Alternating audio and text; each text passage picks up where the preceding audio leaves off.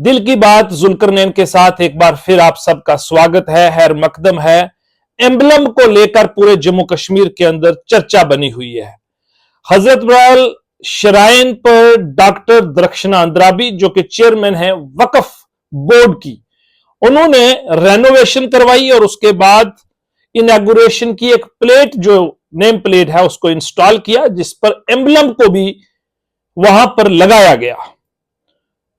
चर्चा कल से चल रही है। मैं चर्चा के बीच में न जाते हुए लीगल पोजीशन आप तमाम लोगों के साथ शेयर करना चाहता हूं। एम्बलम की बहुत बड़ी इंपॉर्टेंस है और हमने चाहा कि क्यों ना देखा जाए कि इन द आइज ऑफ लॉ ये एम्बलम वहां इंस्टॉल हो सकता था, नहीं हो सकता था। अगर हो सकता है तो क्या प्रोविजन है, उसका तरीकाकार क्या है। तो उसको लेकर जब हमने अपनी रिसर्च वर्क को कंप्लीट किया तो हम इस नतीजे पर पहुंचे कि जम्मू एंड कश्मीर नहीं बल्कि हिंदुस्तान में पहले emblem and names prevention of improper use act 1950 यानी कि 1950 में बनाया गया। फिर 1982 में रूल्स फ्रेम हुए, लेकिन the state emblem of India prohibition of improper use act 2005 यानी कि 2005 में state emblem of India act बन गया 2005 में। और इसी तरह 2007 में रूल्स भी फ्रेम किए गए कि किस तरीके से प्रॉपर प्रोविजन लॉ इसके ऊपर सेटल है। कंट्रोवर्सी की बात नहीं है, हर चीज एक्सप्लेन है। 3 शेड्यूल इसके अंदर फिक्स किए गए हुए हैं जिन जिन जगहों के ऊपर एम्बलम का इस्तेमाल होगा। मैं बाकी तमाम इश्यूज पर ना जाते हुए टू दी पॉइंट, हजरत बल श्राइन बोर्ड के ऊपर जो मोहतरमा ने एम्बलम इंस्टॉल करवाया, क्या वो इन the eyes of law valid है नहीं है, इस पर आपको बताना चाहता हूं। एम्बलम का इस्तेमाल करने से पहले इस अथॉरिटी को यानी कि चेयरमैन को लिखित रूप में सेंट्रल गवर्नमेंट को लिखना है कि हम एम्बलम का इस्तेमाल इस श्राइन बोर्ड की फलां नेम प्लेट के ऊपर इंस्टॉल करना चाहते हैं, जो डिसाइड करेगी एक कमेटी, जिस कमेटी के एक चेयरमैन और 2 मेंबर हैं, जो कि सेंट्रल गवर्नमेंट के पास कैटेगोरिकली अथोराइज्ड सेंट्रल गवर्नमेंट की कमेटी है, जो ये तय करेगी कि क्या हमको परमिट करना है, वहां पर एम्बलम का इस्तेमाल होगा या नहीं होगा। अगर तो मोहतरमा ने उनसे इजाजत ली है, लिखित रूप में उनको लिखा है और उन्होंने परमिशन यानी कि सेंट्रल गवर्नमेंट की कमेटी ने परमिट किया है और उसके बाद इस एम्बलम को यहां पर इंस्टॉल किया गया है, तो इन द आइज ऑफ लॉ ये वैलिड है, यानी कि लॉफुली है, बिल्कुल दुरुस्त है, सही है।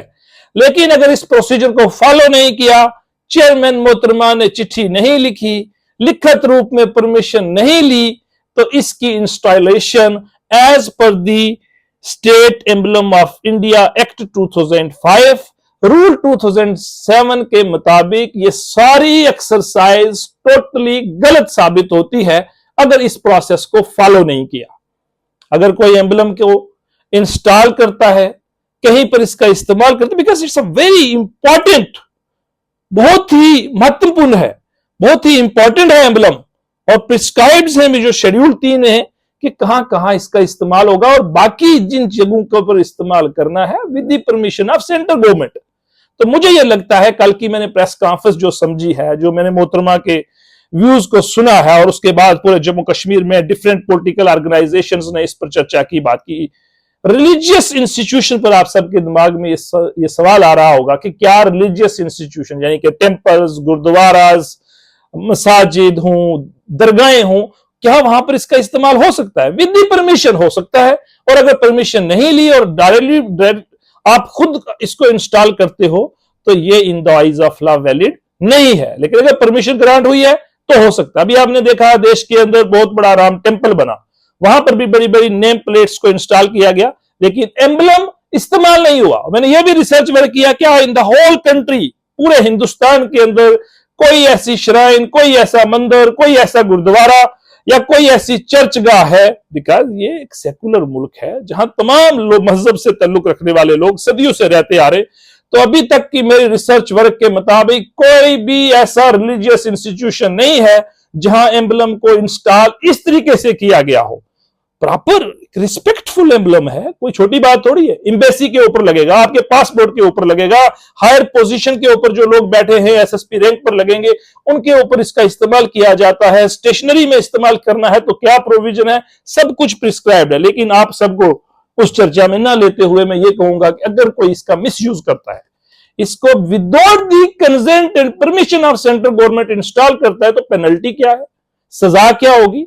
तो prescribed punishment under section 3 of the act यह कहा गया है कि अप टू 2 ईयर सजा हो सकती है। अगर मोहतरमा ने without the consent, without the permission of central government install किया गया है तो अप टू 2 ईयर यानी कि 2 साल तक की सजा मोहतरमा को हो सकती है विद 5,000 रुपीज फाइन।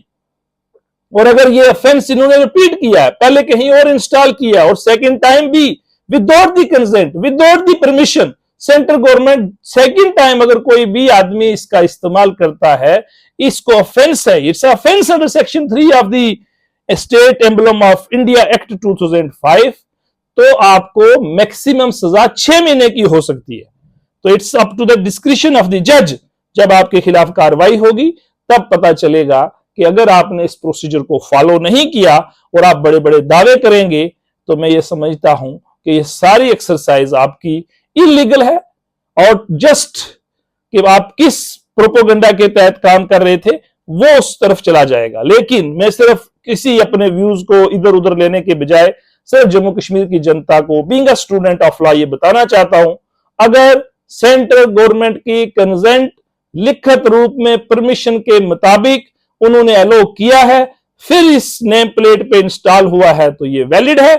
अगर इस प्रोसेस को फॉलो किए बिना ये सारी एक्सरसाइज हुई है तो एम्बलम की installation, name plate inauguration, name plate हजरत बल श्राइन के ऊपर अगर इसका इस्तेमाल हुआ है तो whole exercise in the eyes of law is illegal और इनवैलिड है। बहुत बहुत शुक्रिया।